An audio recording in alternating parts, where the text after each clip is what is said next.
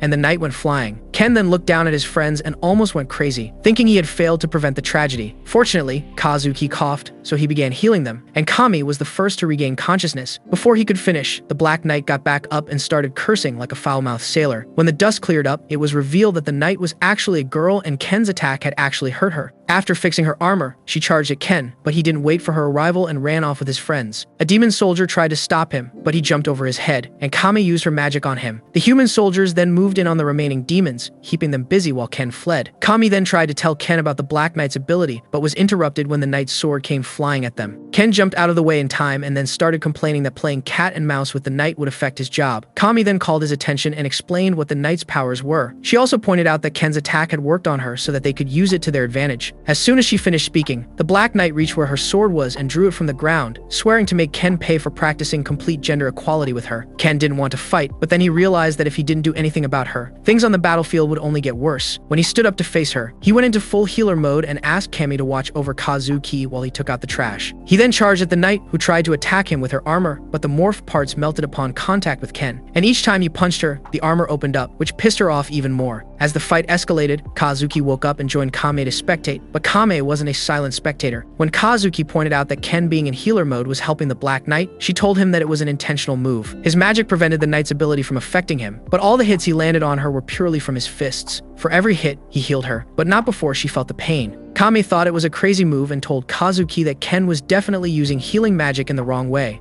However, it was amusing to see the Black Knight struggle in vain. As though she'd heard Kami, the knight screamed in anger and then unleashed a powerful wind strike that pushed Ken back, but the boy wasn't about to give up. He promised his friends that he would finish the knight off and then channeled most of his mana into his right fist as he charged at the knight. When they clashed, it was her sword against his fist, and Ken destroyed it before moving closer to her to deliver the final blow. The impact was so great that it destroyed her armor and left her unconscious. He then called the move he'd use the ultimate healing punch, and his friends were in awe. As for the demons, they fled after seeing their trump card get removed, allowing Ken to concentrate on helping the soldiers. Kami said he had won the battle for them and asked what that finishing move was. Ken explained that it was Rose who taught him how to knock someone out without dealing a deadly blow. As he talked about how it was, in fact, the ultimate attack, Kami almost died of boredom and said he was starting to sound and act like Rose. Ken denied it, and after he complained, Kami told him that his punch was what saved her and Kuzaki's lives. Just as she thanked him again, Kazuki arrived and told her that they still had to handle the snake. Ken tried to go with them, but was stopped by Rose, who had just arrived and was eager to find out what had happened. After he told her, she praised his good work and told him they were returning to the tent because things on the battlefield had settled down. Ken then informed his friends that he was leaving, and as he ran with Rose, she told him that she was glad he didn't die. At the same time,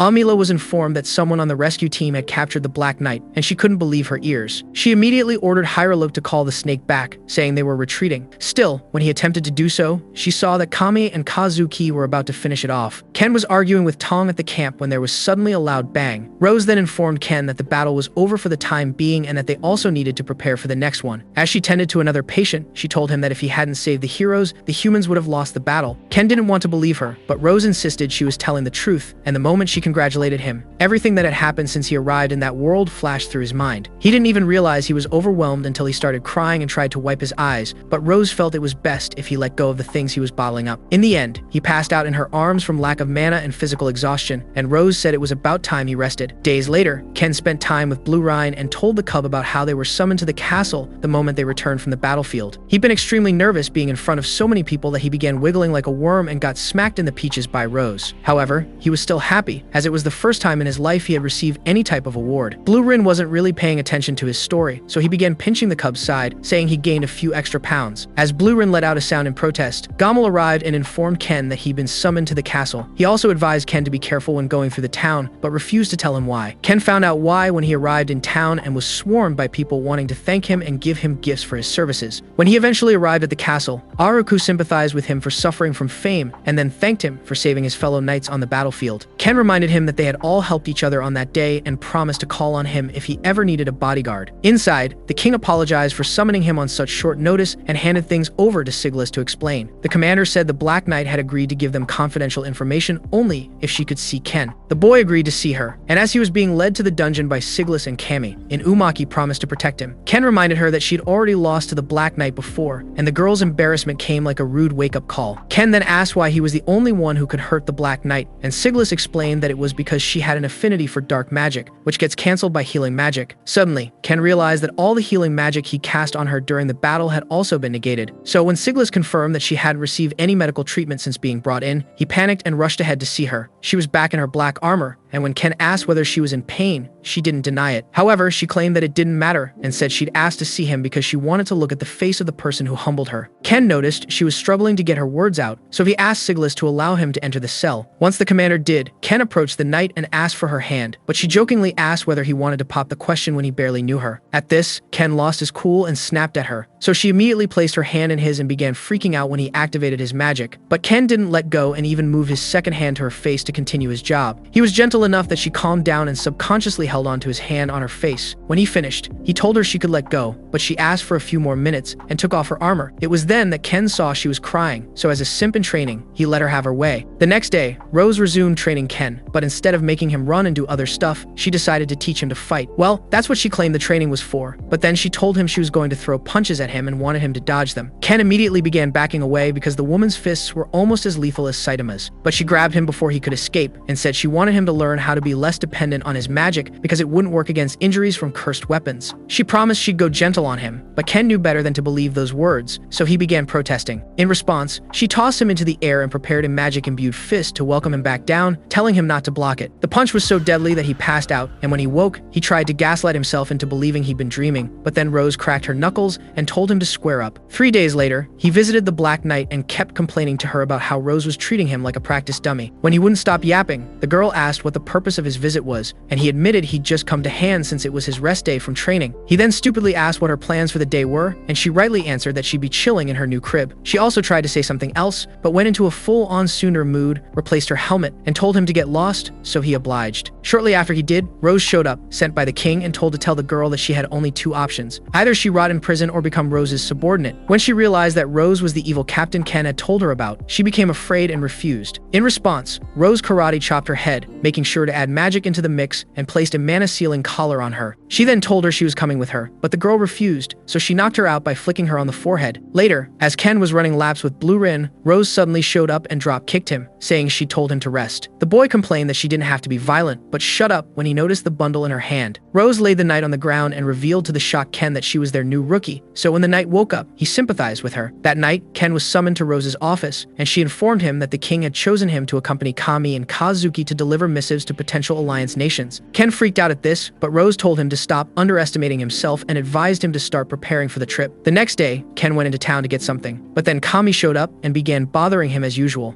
As he tried to find a way to escape from her, he spotted Amako and quickly ran to her. He lifted her to ensure that she didn't try to run, and the girl told him that she'd been waiting for him. She said he had to repay her for sharing her vision, and the payment she wanted was for him to save her mother. As soon as Inugmai saw her, she rushed over and began gushing over how cute Amako was, but Ken screamed at her to read the room. Amako then asked to be put down and told Ken that she would like to move their conversation to a quieter location. Meanwhile, the Black Knight had finally begun her training, but Alec and the others weren't making it easy for her. After they caused her to fall, she refused to get back up, but then Rose showed up and gave her the royal slap treatment, and she immediately became the Flash. Since everyone was out training, Ken brought Kami and Amako back to the house to continue the discussion. He asked why she'd shared her vision with him, and she explained that it was the only way to prevent their deaths and the kingdom's fall. As Rose said before, Amako was an oracle of time, and she had seen that vision about a year ago. However, she didn't tell anyone, as it would expose her, and she didn't have the heart to leave behind the people who had helped her. So when she learned who Ken was, she realized she could trust him to save the kingdom and her mother. Apparently, he'd left home to search for a healer because beast folk couldn't possess healing magic, but her search had been fruitless. Ken asked why she hadn't gone to Oruru and Orga, and she reminded him that the siblings didn't have combat experience. As for Rose, the woman was a mean witch, and Amako had seen a vision of her rejecting her, so Ken was her only option. Kami explained that Ken couldn't just up and leave because of who he was. However, he said there was a way around it. Since they were scheduled to travel to other nations, he figured they could make a pit stop in the Beastkin territory, but he had to speak to Rose about it first. Before leaving the room, he told Amako to scream if Kami began acting like a total weirdo, and Kami protested.